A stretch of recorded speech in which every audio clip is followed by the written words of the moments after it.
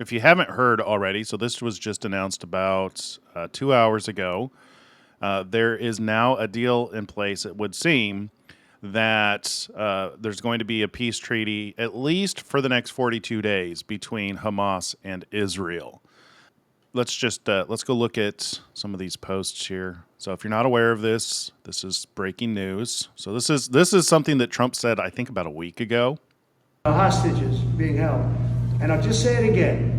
If this deal is not done with the people representing our nation, by the time I get to office, all hell is going to break out. Thank you very much. Okay, so before he even gets into office, he is having a positive effect on the world. This war between Israel and Hamas is evil. Sure, you can make an argument that these are the end times and that God is allowing these things to happen. Regardless, people dying is still not good. So coming in and causing peace is a very good thing. I mean, you have to acknowledge that this is a step in the right direction. I know there are people out there who are going to see this as evil, people who are against this, and it just boggles my mind that people want to attribute evil to this guy. Jeez.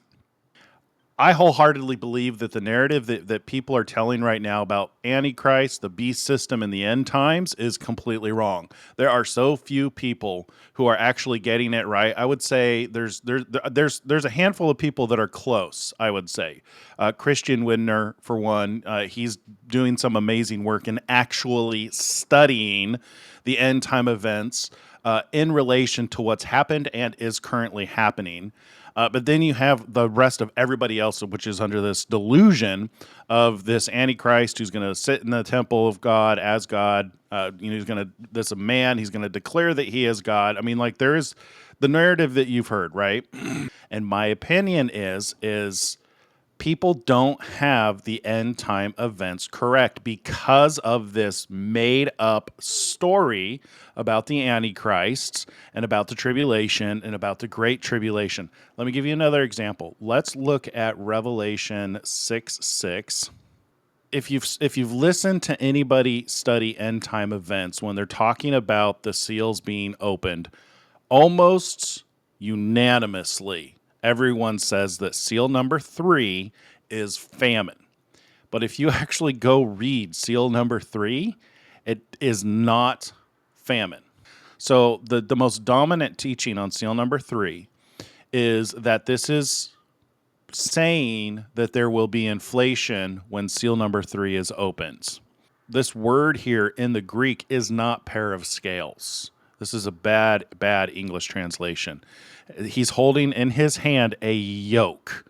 A yoke is that wooden bar that is used to combine the strength of two animals to plow a field. That's what a yoke is. And it has nothing to do with inflation. But the Greek word is yoke in his hand. And this actually lines up with an event of two countries, which are known as beasts in the scriptures, coming together and yoking themselves together. Just go watch my video on the seals if you want to know what that means. And it's my point here is that by and large, the majority are under the impression that during the end times, it's just crazy inflation and famine. I think inflation is going to start going down, right? So people have this idea that we're now going into the Great Tribulation, or we're going into a tribulation, and inflation is going to get worse. Wars are going to get worse. Fighting is going to get worse. All of these things that they've been telling each other, this story is now going to start, but they've completely missed the fact that we're already in it, that the inflation has already happened, that the voice in the midst of the four living creatures saying a quart of wheat for a denarius, 3 quarts of barley for a denarius, which I didn't explain this very well. So this is the terminology that people are associating with inflation, because a denarius is associated with a day's wage. So it's basically saying that the cost of enough food to eat for a day will cost you the amount of money it took you to work during that day. So basically, you're working just to eat. That's how most people interpret this. But the thing that they miss, and I think this is the most important, is that it's in the midst of the four living creatures. It is not in the midst of all seven seals, which to me provides the possibility that once we come out of seal number 4 and we go into seal number 5, that inflation could go down, which that is what accounts for the Trump administration. I just did a video on what I think, what I expect to happen with Donald Trump and Elon Musk, and I kind of go into more detail on this. But I'm expecting inflation to go down, peace to start to start seeing peace treaties and peace. And what I think we're actually looking at is the Trump administration is very likely the head wound to the beasts, right? Because you've got this during this same period of time. You've got the first beast from the sea that is, given authority to continue persecuting the saints. Continue, meaning that it's already been persecuting the saints. This is already happening worldwide where saints are persecuted, and this absolutely happens. It is dangerous to be a Christian in most of the world. So the beast is going to be given authority to continue persecuting the saints, and because Donald Trump won, that is a huge setback for the beasts because you saw what it wanted to do during the Biden administration. That's the first 4 seals. The first 4 seals are what the beast wanted to do and would like to continue, but that's been put on hold because of the Trump administration, right? Getting back to this, we have a deal for the hostages in the Middle East. They will be released shortly. My understanding is they're holding 33 hostages, 23 of which are still alive. So this is returning the bodies as well as those who are alive and remain. The peace treaty is for, I believe, 42. Whether Hamas respects that and honors that, I don't know. But this is a sign to me of strength. This is a sign to me that this is further confirmation to me that Trump is very likely one of the 2 witnesses because he is having a net positive impact on the world. When he speaks, there's fire coming out of his mouth, metaphorically, like this. This to me is fire coming. And I'll just say it again. If this deal's not done with the people representing our nation, by the time I get to office, all hell is going to break out. Thank you very much. To me, that's fire. And that's also given the power and authority to be able to have an effect on this planet. So that's what we're observing. I think we're observing both the head wound. Once he comes into the office of the president, we're observing the head wound to the beasts because it's a setback, because the beast from the sea has 7 heads and 10 horns, 10 crowns on those horns. So the heads are, I believe, smaller governments, controlling entities within that beast. Beast being a government of some kind, some controlling body, some controlling entity, some controlling organization. Coming out of the sea it comes out of the people. So there's that indication that multiple nations are involved. To me, it seems like what Trump is doing is a mortal head wound to that beast. So that's just what I see right now. I could be completely off. I know I stand alone in a lot of the things that I say. That's fine. I don't do this to be popular. I don't do this to get the clicks. I don't do this to get the subscribers or make money even. I do this because I believe this is what is correct. This is what is right. I won't be manipulated. I won't be bullied. You can attack me all you want.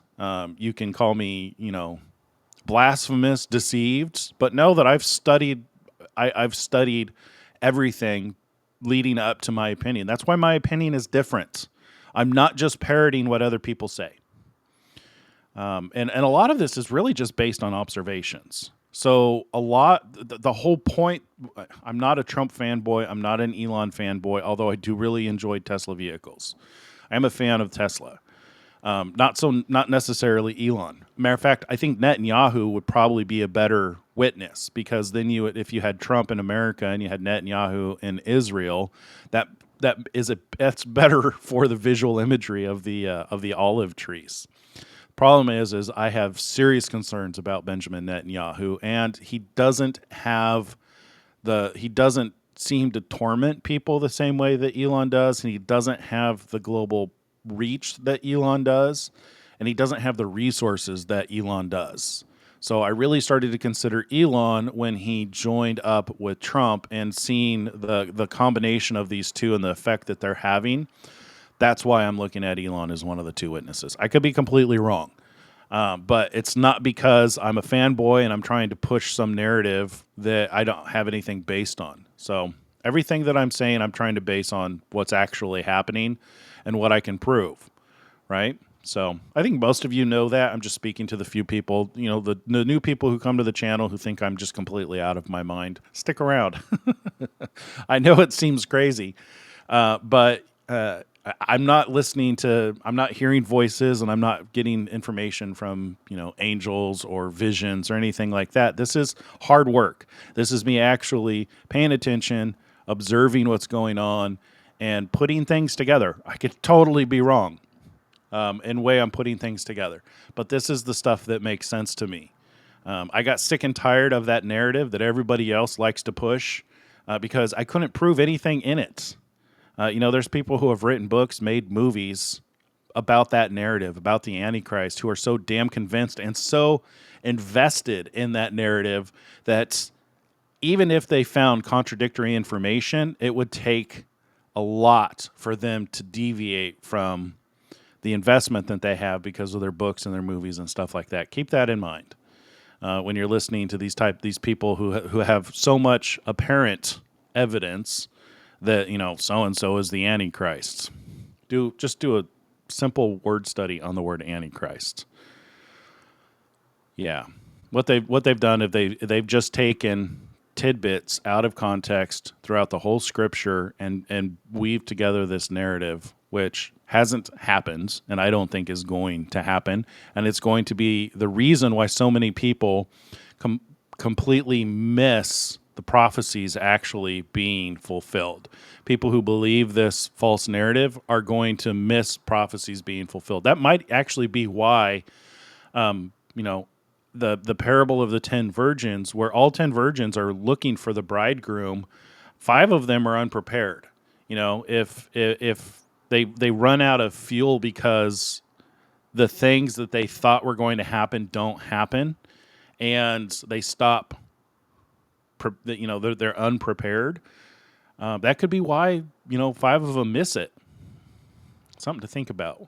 Where if at least from my perspective, basing my predictions and my opinions on actual facts of things that are actually happening. If you don't know what my opinion is, so my opinion is the book of Revelation covers a 14-year period of time. We've already gone through 7 years. The first 7 years was the opening of seals 1 through 4. And the last 7 years are, the completion of seal number 4, 5, and 6. That's for the first 3.5 years. You have the 2 witnesses, which are going to prophesy for 3.5 years. I believe Donald Trump and Elon Musk are the leaders. Are the 2 olive trees that stand before the God of the world. That is really weird to say. It still trips me up when I say it in my head, but I don't have anybody better. That's the thing, is I don't have anybody else who's a better fit than Donald Trump or Elon Musk. Given the way that half the world hates them, that is one of the signs of the 2 witnesses, is they torment the world. Both Elon Musk and Donald Trump do that because they are champions of truth. They don't put up with lies, and they're very strong. Yeah. Anyway, I feel like I'm going in circles. To conclude where I believe we are, that 14-year period of time, we've got 3.5 years under the 2 witnesses, led by I think Donald Trump and Elon Musk, and then all of those who support them are going. Their job, their mission is basically what's written in the the letters to the seven churches. Those letters are written to the angels of the seven churches. An angel is not what a thing is, it's what a thing does. So if you're giving a message, you are an angel. You are delivering a message.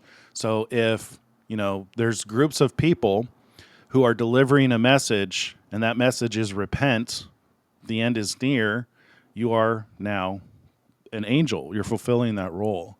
So I think that's what we're doing for the next 3.5 years is we're giving that message along with the leadership of Donald Trump and Elon Musk. And then when this 3.5 year period is done, which I think will be concluded when these guys are pretty much dead in the Capitol, that's when you're going to see the rise of the second beast from the book of Revelation, the one with two horns. And that's when that beast causes the whole world to take the mark.